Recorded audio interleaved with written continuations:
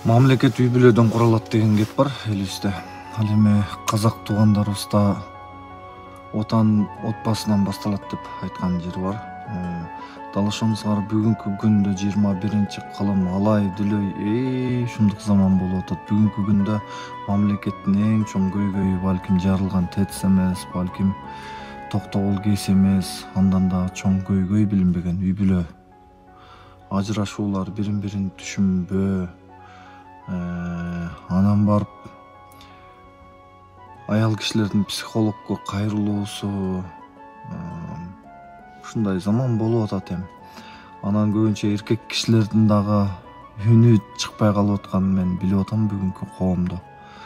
Өзүм эркек адам катары бир окуяны баяндап бергим келет сиздерге.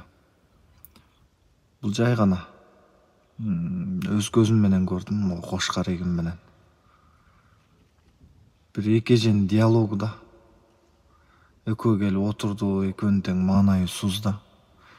Анан бир эже айтат, ал өзүнүн күйөөсү тууралуу айтып атат да. Күйөөм көп ичет дейт. Эртең менен кетет, кечинде мас болуп келет. Сүйлөшпөйбүз, оокат кылбайт, же акча таппайт.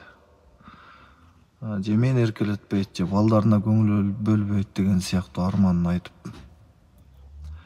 Десе экинчи жанындагы эже болсо деп катуу үшкүрүп алып турганан. Макул дейт. Сенин күйөөң ошондой экен. Бирок менин күйөөм деле мас болсо деле үйүмдө карганы жүрсө жакшы болмок. Аман жүрсө болмок. Тирүү биздин катарыбызда жүрсө болмок деп тирүүлүгүн эңсеп арман кылган экен.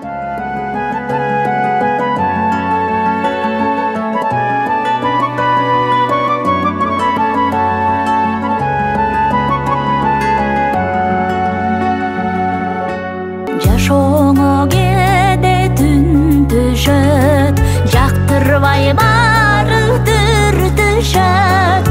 Арманың толуп турганда атаңдан башка ким